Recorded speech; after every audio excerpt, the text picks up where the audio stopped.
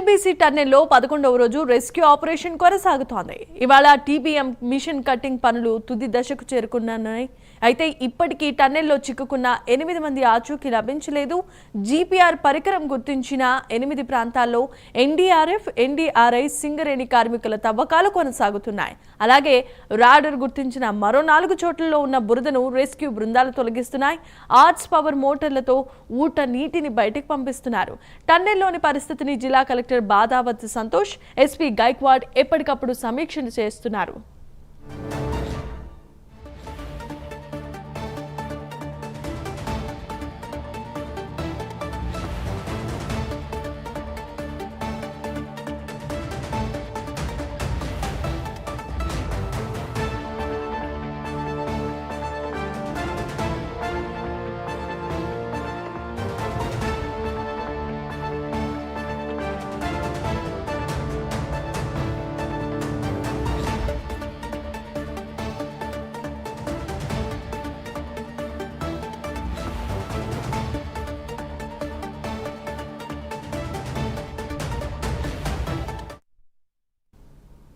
ఇక ఎస్ఎల్బీసీ టన్నెల్లో 11వ రోజు rescue operation కొనసాగుతూనే ఉంది. ఇవాళ టీబీఎం మిషన్ కట్టింగ్ పనులు తుది దశకు చేరుకోనున్నాయి. అయితే ఇప్పటికీ టన్నెల్లో చిక్కుకున్న 8 మంది ఆచూకీ అయితే లభించలేదు.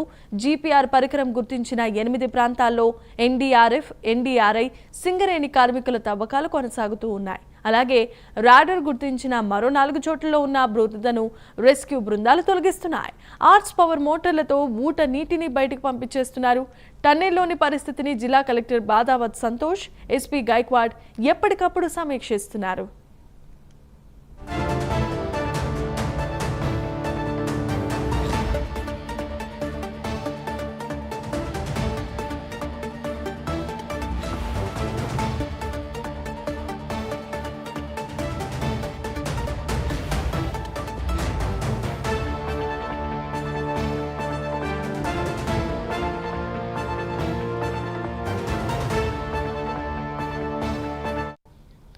రైట్, ఇక ఎస్ఎల్బీసీ టన్నెల్ వద్ద 11వ రోజు రెస్క్యూ ఆపరేషన్ జరుగుతోంది.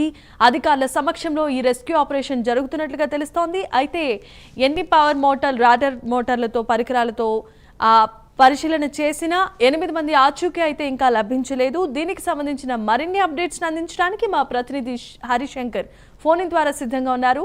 హరిశంకర్, చెప్పండి.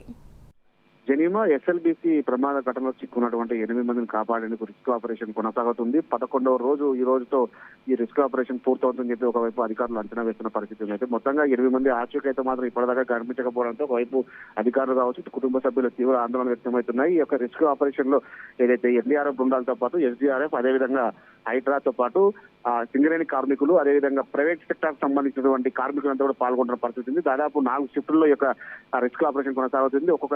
ఒక్కొక్క టీం నుంచి 70 మందిని లోపల పంపించి లోకో ట్రైన్ ద్వారా లోపల పంపించి అక్కడ ఉన్నటువంటి రెస్క్యూ ఆపరేషన్ కొనసాగుతున్న సిచ్యువేషన్. మొత్తంగా ఏదైతే ఈ రెస్క్యూ ఆపరేషన్ లో టీబీఎం కటింగ్ మిషన్ కూడా నిన్న సాయంత్రం వరకు పూర్తయ్యే అవకాశం ఉంది. చివరి వరకు కూడా ఈ యొక్క లోకో ట్రైన్ పోతున్న నేపథ్యంలో ఈ రోజు కటింగ్ మిషన్ పూర్తవుతుంది. అదేవిధంగా అక్కడ ఉన్నటువంటి కన్వేర్ బెల్ట్ కూడా నిన్నటి వరకు కూడా పనిచేయకపోవడంతో అక్కడ ఉన్నటువంటి బురద కావచ్చు, ఊట నీటిని కూడా బయటకు తీసే ప్రయత్నం అయితే కొనసాగింది. అయితే ఈ కన్వేర్ బెల్ట్ పూర్తిగా కూడా అందుబాటులోకి వస్తే లోపల ఉన్నటువంటి బురదని బయటికి పంపేందుకు అయితే ప్రస్తుతం ఈజీ ప్రాసెస్ గా కొనసాగుతుంది అధికారులు అంటున్నారు. అయితే నిన్నటి వరకు కూడా లోకో ట్రైన్ లోనే ఈ బురదను బయటికి పంపించేవారు. మొత్తంగా దాదాపు ఈ యొక్క రెస్క్యూ ఆపరేషన్ 10 రోజులు, నిన్నటి వరకు 10 రోజులు పూర్తయినప్పుడు కూడా ఎటువంటి ఆచూకీ అయితే లభించలేకపోవడంతో కుటుంబ సభ్యులు ఆందోళన వ్యక్తమవుతుంది. ముఖ్యంగా జీపీఆర్ రాడర్ ద్వారా గుర్తించినటువంటి ప్రదేశాలు ఏవైతే 4 ప్రదేశాల్లో కూడా బురద ఎక్కువగా ఉంది. 9 మీటర్ల వరకు బురద పేర్కొన్న నేపథ్యంలోనే వాటిని తొలగించే ప్రక్రియ మాత్రం ఆలస్యం అవుతున్న పరిస్థితి ఉంది. మొత్తంగా ఈ యొక్క రెస్క్యూ ఆపరేషన్ అయితే ప్రస్తుతం 11వ రోజు కొనసాగుతుంది. ఈ రోజు సాయంత్రంతో ఒక కొలికి వచ్చే అవకాశం ఉన్నట్టు కూడా అధికారులు, జిల్లా కలెక్టర్ బాదావత్ సంతోష్ కావచ్చు, జిల్లా ఎస్పీ గైక్వాడ్ చెప్తున్నటువంటి సిచ్యువేషన్ అయితే ఉంది.